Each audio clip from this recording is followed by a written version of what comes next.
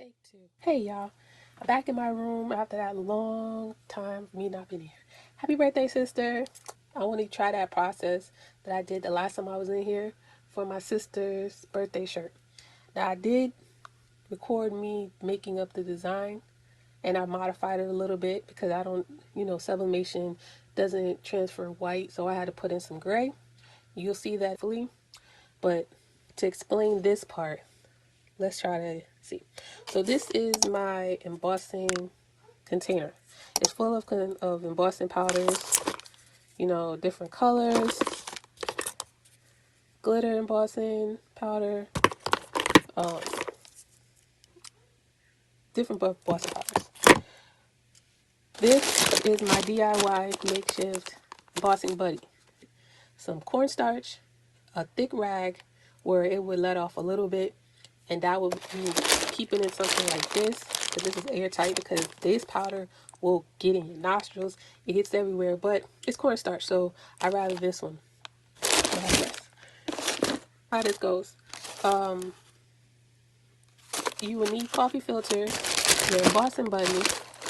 I keep a Swiffer inside of my container, and usually I'll put the powders inside of something like this, depending on how big it is, but you don't necessarily have to. You can use it with a paper, fold it in half to catch all the excess powder and put it back in the container.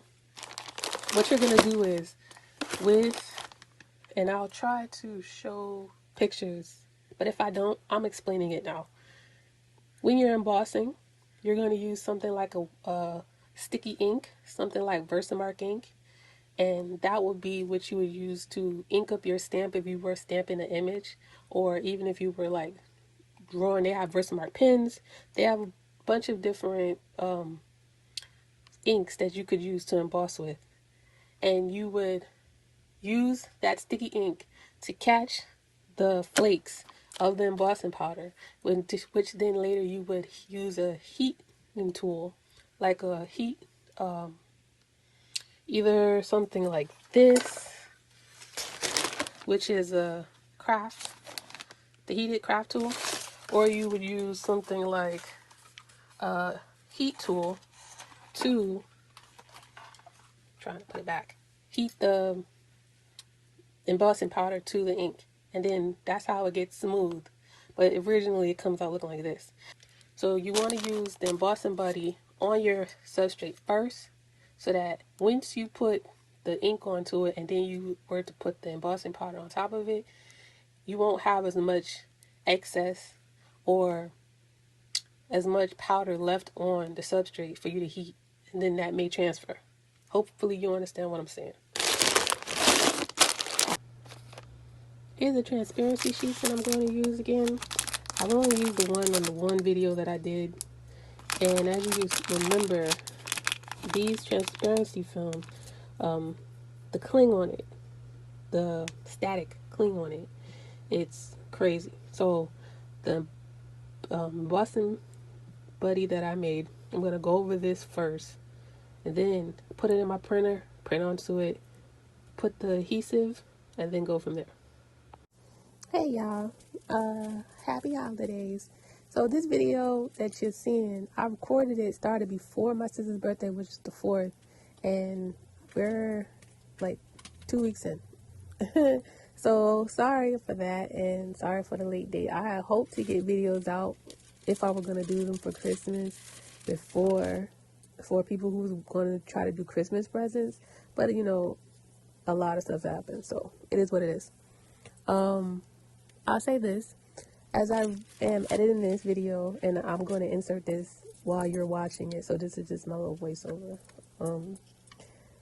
If you don't have the embossing buddy, or you don't have a piece of cheesecloth or a rag or something that you could put some cornstarch in and just rub it across your film, just take a little bit of that cornstarch and like a blush brush that you don't use anymore, tap it in, and then just lightly tap it across the film so that it takes off the cling, and make sure that you don't have your fingers all in it so that it doesn't leave any excess oil for the ink to catch on, so that when you are powdering it, it stays stuck to the film and you're fine. If you find that that tip works out for you and you have less excess to have to brush off, then go invest in either making yourself an embossing buddy or buying one. You can get one from scrapbook.com or Michael's or whatever. You don't have to pay a lot of money for it. When I took out the first print that I made for my sister with the 80s baby shoes, there were drips all over the edges of it because I didn't print off any test sheets, and that was my fault. The last time I used my printer was the last video that I did with this process, and that was months ago. So please make sure that you do a test print if you haven't in a while so that you could avoid it. But if you don't, and this does happen, don't stress. This is a water-based ink. I just use a glass cleaner, the same glass cleaner that I use to wipe my glasses off, to clean up the film. And as you can see, also, it took off the film. It took it off of my Teflon mat, so I didn't have any issues with staining or anything. But just, be mindful of that. After I powdered it, I let it sit on my desk for I don't know how long, 2 weeks probably. And what ended up happening is it dried onto it, which is not a problem because I would do that if I was embossing. I just didn't heat after that either, and I didn't turn my heat press on for a while. But when I went to re-powder the film, my fingerprints had oils on it. You have natural oils, or you could put lotion on, and that will stick to the edges of your film because you're trying to be mindful of where you touch. So if that happens, just take that clean, dry brush and wipe off the excess, and there you go. On the second picture that I did, and I have a lot of videos that I had recorded in between, so I'm hoping that I'm on the right one. This one is the alien smoking. That one didn't have any problems besides the 2 spots that I missed within the eyes, and I did go and repowder that one again. The issue with that was, as I was slinging, as you see that the film slid underneath my my rhinestones, I was sliding it in places trying to get it out of the way, and it slid the ink right off the top, and I messed up the top of my print. So be mindful of that. I showed that I messed up because I realized that I did, but it's not going to waste. I'm just going to put it on another substrate, like a bag. Put it on maybe a tote bag and give it to my sister so she could just sling around with it, and then I'll reprint the one for the shirt. I print borderless, so I'm looking for a 13 by 19 Super B pet film that actually does this. I've been looking through Amazon, and I see a lot of them saying this doesn't work for heat. I am not saying that this process will work for everybody. I'm saying the process works for me, and you will go and try this at your own risk. But I am going to find a bigger pet film because I do not like 8.5 by 11 if I don't have to. And I don't print with margins. I print borderless. Just a heads up. When I heated this, I had this underneath my heat press. I don't remember how long it was under there, but I will say that I did go and I repowdered it while it was still hot. The same way you can if you want to thicken your embossing on a card or whatever. You could put more embossing powder while it's still hot and catch more flakes and then heat it again. I ended up doing that with this film. I'm curious if I could do a whole film with the heat gun, and instead of me having to use my heat press. I probably could, but it would take longer. So I don't know. That's something that's up in the air. I might try.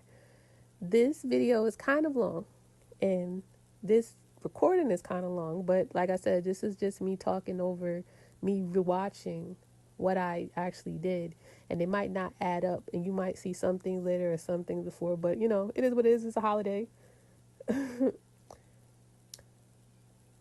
Yeah, I think I said if you don't have a embossing buddy, just use a blush brush that you're not using anymore. If you don't have a blush brush and you go to the Dollar Tree, I haven't been in a long time, but you could get a blush brush for $1 and just get you some cornstarch out your kitchen. If you don't have cornstarch in your kitchen while you're at Dollar Tree, grab it some, tap a little bit in a dish, tap that on, and then just wipe it across your film. You can do that with the same thing if you're embossing cars or whatever. you don't have an embossing buddy, you don't want to have to deal with having a lot of excess prints and stuff all over the place, go. Just remember your Swiffer to help, you know, that and a catch-all. Paper folded in half, or coffee filters. And I don't want to go too long because then I start feeling like I'm rambling even though I'm giving you a bunch of information. So yeah, hopefully y'all have a good holidays. All these videos that I did record because I'm working last minute to do gifts. I don't know if they're going to be out before Christmas or if I just be pushing them whenever, because I usually just upload one video on Tuesdays and Thursdays, and they're pre-recorded, sent forward, so I don't know exactly know how that's gonna go, but yeah, hopefully something works. Hopefully y'all have a good happy holidays, and see y'all later, y'all.